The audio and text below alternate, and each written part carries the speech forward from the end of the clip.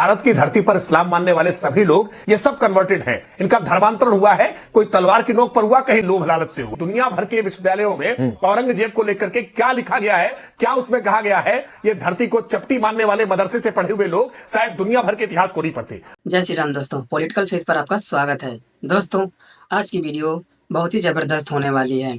इस वीडियो में जब AIM का प्रवक्ता औरंगजेब की तारीफ कर रहा होता है और उसको साहब कह के बुलाता है, तब एंकर उस पर भड़क जाता है। देखिए फिर एंकर ने उसकी हेकड़ी कैसे निकाली। तो चलिए आज की वीडियो शुरू करते हैं। अब से शुरू करता हूँ। भाई औरंगजेब की क्रूरता दिखाई, संभाजी के साथ क्या किया औरंगजेब ने ये दिखाया। फिर इसको दिखाने से मुसलमानों के खिलाफ नफरत कैसे फैलती है।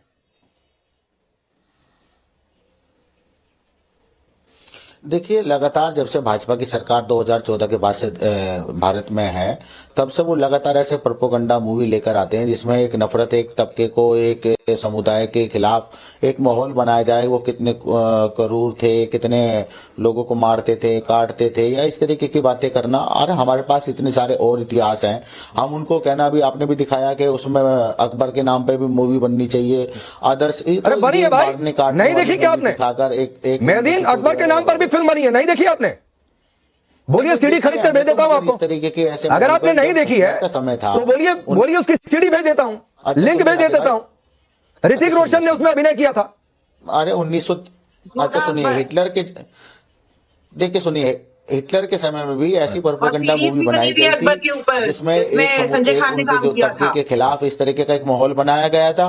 वही तानाशाही, वही उस तरीके का माहौल आज माहौल तैयार किया जा रहा है। नहीं तो औरंगजेब ने संभाजी के साथ बड़ी दोस्ती वाला व्यवहार किया था। की बातें करना, नफरत दिखाना। औरंगजेब ने शिवाजी महाराज के साथ बहुत दोस्ती वाला व्यवहार किया था, क्रूरता नहीं की थी, शरीर पर भाले नहीं खुदवाए थे, आंगों को काटा नहीं था संभाजी के।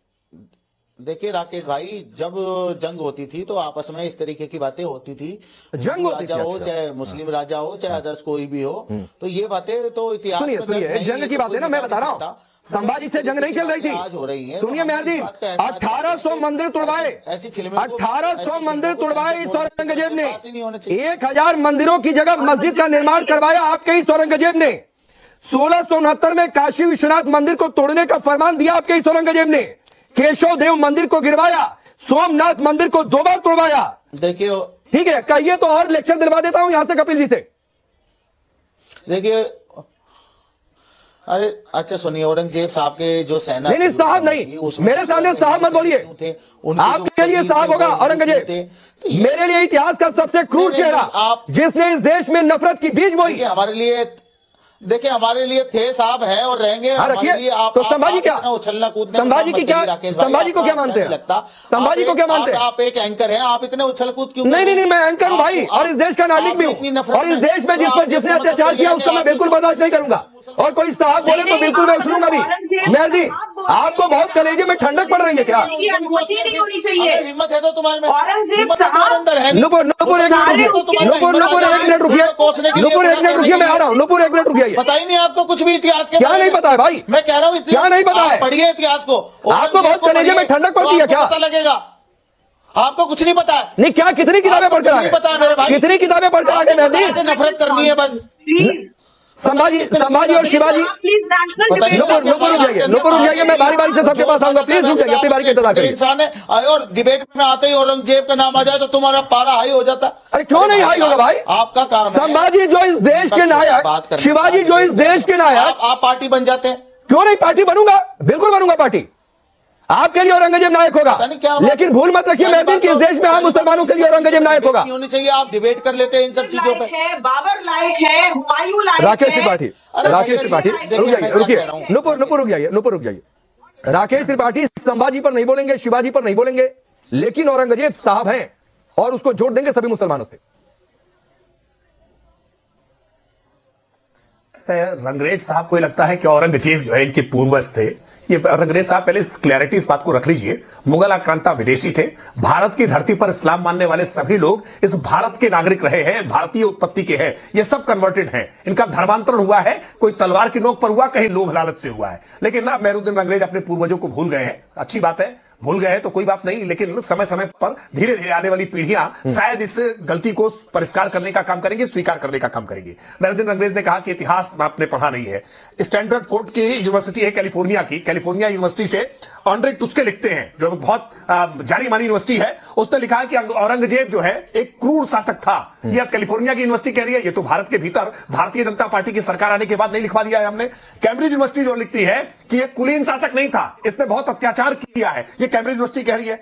येल यूनिवर्सिटी कहती है कि ये सबसे अंतिम शासक था, लेकिन बहुत निर्दयी शासक था। ये येल यूनिवर्सिटी से प्रेस से जो छपी हुई किताब है उसका मैं आपको पढ़ करके बता रहा हूं। अब संकट क्या है कि दुनिया भर के विश्वविद्यालयों में औरंगजेब को लेकर के क्या लिखा गया है, क्या उसमें कहा गया है, ये धरती को चपटी मारने वाले मदरसे से पढ़े हुए लोग शायद दुनिया भर के इतिहास को नहीं पढ़ते। भारत के भीतर इतिहास जो लिखा गया वो वामपंथी इतिहासकारों ने कैसे भारत के इतिहास को विकृत करने का काम किया, भारतीय नायकों को हमेशा हारा हुआ बताने का काम किया, उनकी जो वीर गाथा थी, शौर्य गाथा थी, उसको हमेशा छुपाने का काम किया। लेकिन आज जब देश में एक राष्ट्रवादी सरकार है तो कम से कम आज भारत के इतिहासकार, भारत के लेखक, भारत के साहित्यकार, भारत के फिल्म निर्माता, भारत के कवि, उनको इस बात की पूरी छूट है, पूरी आजादी है कि वो खुल करके उन सारे बातों पर जो इतिहास के पन्ने बंद कर दिए गए थे, जिनको छुपा दिया गया था, आज उसको खोल करके सामने रख रहे हैं। वरना ये तो हमेशा मानते रहे थे ना कि मीर बांकी ने आकर के बाबरी मस्जिद बनाने का काम किया था, लेकिन कैसे देश की सुप्रीम कोर्ट ने साक्ष्यों के बुनियाद पर वैज्ञानिक अनुसंधान के बाद इस बात को स्वीकार कर लिया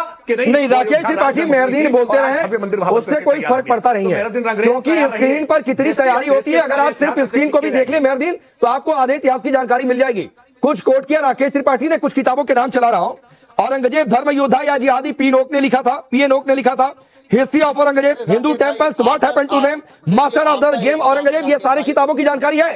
तो जरा बताइए कपिल कुमार जी कि इन किताबों में क्या लिखा और कैसे धार्मिक कट्टर था और क्या किया औरंगजेब ने संभाजी और शिवाजी के साथ, उन सारी बातों का जिक्र है। लेकिन दिक्कत यह कि मेहरुद्दीन को एक ही भाषा समझ में आती है। औरंगजेब चूंकि मुगल था तो उसको जोड़ दो सारे मुसलमानों से। देखिए, मुझे एक तो बात आज तक ये नहीं समझ में आती कि आज के मुसलमानों को कोई दोष नहीं दे रहा है, लेकिन ये औरंगजेब का ठीकड़ा पता नहीं अपने सिर पे क्यों बिठा के चलते हैं। क्या किसी ने कहा कि ये आज के मुसलमानों ने किया? लेकिन जो बर्बरताएं उस काल के अंदर हुई, देखिए, मुझे अपने इतिहास छोड़िए, आप अकबरनामा पढ़िए, समझिए। चित्तौड़गढ़ में अकबरनामा खुद उनका लिखवाया हुआ 40,000 का कत्ल किया गया, कुंभलगढ़ में 20,000 का कत्ल किया गया। अब मनुची को पढ़िए, इटालियन ट्रेवलर है, 4 वॉल्यूम में है। मनुची क्या लिखता है, समझिए आप। दूसरी बात, ये लोग सौहार्द की बात करते हैं। भाई, हम चाहते हैं सौहार्द हो तो एक काम करिए ना, आप अपनी पार्टी के अंदर मुस्लिम नाम क्यों रखते हैं? क्या नामों की कमी रह गई है? अगर आप अपनी वो दिखाएं कि हम मुसलमान हैं, हमारी पार्टी मुसलमानों की है, तो आज आपको दिक्कत हो गई है कि बॉलीवुड जो आज तक हमेशा हिंदुओं को डाउन करने वाली फिल्म बनाता था, अगर बॉलीवुड ने एक फिल्म ऐसी बना दी जिसके अंदर क्या असलियत दिखाई गई है इतिहास की, तो दिक्कत हो जाएगी। कोई इतिहासकार इसका बात का दिक्कत कर दे कि सामाजी के साथ ये नहीं हुआ था, मैं चैलेंज करता हूं, एक इतिहासकार कर दे इस बात को। तो इतिहास दिखाया जा रहा है तो आपको दिक्कत है। अगर आप इतने बड़े सेकुलर हैं तो मुस्लिम हटाइए ना अपनी पार्टी में जनाब। तो दोस्तों, अगर आपको ये वीडियो पसंद आए तो प्लीज वीडियो को लाइक और चैनल को सब्सक्राइब कर लेना, ताकि हमारी वीडियो आपके पास आसानी से पहुंच सके। जय श्री राम।